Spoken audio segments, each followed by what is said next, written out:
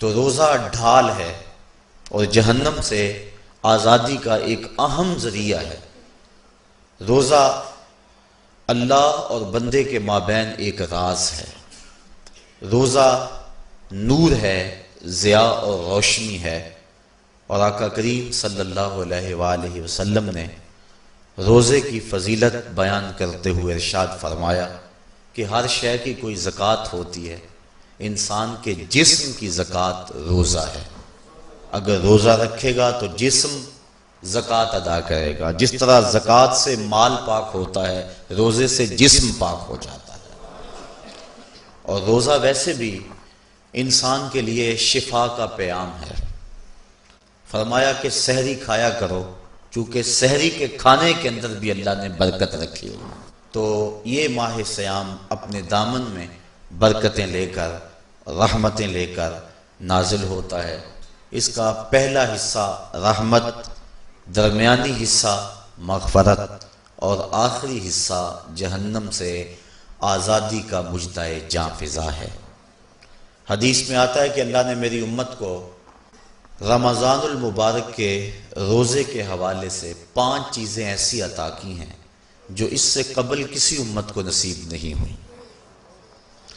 ایک تو یہ کہ رمضان المبارک کے اندر روزہ رکھنے والے کے معدے سے جو بو نکلتی ہے، اللہ کو وہ مشک سے زیادہ محبوب ہے۔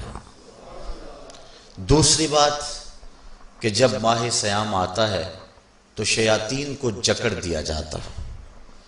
تیسری بات کہ روزے دار جب تک روزے میں رہتا ہے، فرشتے اس کے لیے مغفرت کی دعائیں کرتے رہتے ہیں۔ اور چوتھی بات، جب ماہ صیام کی آخری رات آتی ہے تو اس کے سارے گناہوں کو بخش دیا جاتا ہے اور اس کو جہنم سے آزادی کا پروانہ مل جاتا ہے۔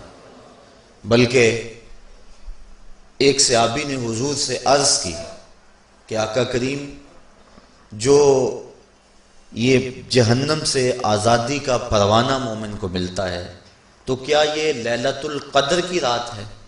تو آقا کریم نے فرمایا نہیں، جب مزدور اپنی مزدوری مکمل کرتا ہے، جب اس کی دہاڑی پوری ہو جاتی ہے تو پھر اس کو اس کا مالک کچھ دیتا ہے، تو یہ جو اس کو بخشش اور مغفرت کا مژدہ جاں فضا دیا جاتا ہے، یہ اس کی مزدوری ہے۔ اور فرمایا کہ جو لیلۃ القدر کی برکتیں اس کو حاصل ہوتی ہیں، یہ اس کے علاوہ ہیں۔ اور یہ اللہ تعالیٰ جل شانہ نے خاص کرم نوازی فرمائی بندہ مومن پر کہ اس کو یہ بابرکت رات عطا فرمائی۔ اور 5ویں فضیلت جو اس کو دی گئی روزہ دار کو، اور حضور سے قبل جو امتوں میں لوگ روزے رکھتے تھے، یہ فضیلتیں ان کو نہیں عطا کی گئی۔ جنت کو پورا ماہ مومن کے لیے آراستہ و پیراستہ کیا جاتا ہے۔ حضرت ابو ہریرہ رضی اللہ تعالی عنہ سے ایک روایت مروی ہے جس کو امام بخاری اور امام مسلم نے روایت کیا کہ آقا کریم علیہ السلام نے ارشاد فرمایا، قال اللہ عز وجل، اللہ جل شانہ ارشاد فرماتا ہے، کل عمل ابن آدم لہو، ابن آدم کا ہر عمل اسی کے لیے ہے، الا الصوم فإنہ لی، ہاں مگر روزہ ہے جو وہ میرے لیے رکھتا ہے، وأنا اجزی بہ، اور اس کی جزا میں اسے دوں گا، والصیام جنۃ، اور صیام روزہ ڈھال ہے، فإذا کان یوم صوم احدکم فلا یرفث ولا یصخب، فإن صابہ احد او قاتلہ فلیقل انی صائم انی صائم، والذی نفس محمد بیدہ لخلوف فم الصائم اطیب عند اللہ من ریح المسک،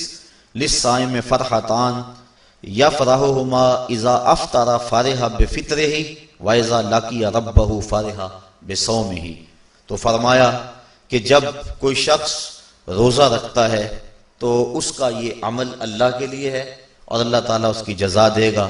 روزہ ڈھال ہے، جب کوئی شخص روزہ رکھے تو وہ اس کے اندر کوئی اللہ کی نافرمانی نہ کرے، یہاں تک کہ اگر اس کو کوئی شخص گالی بھی دے تو وہ یہ کہے کہ میرا روزہ ہے، میں صائم ہوں، میں نے روزہ رکھا ہوا ہے، یہ کہہ کے لڑنے والے کو، الجھنے والے کو ٹال دے۔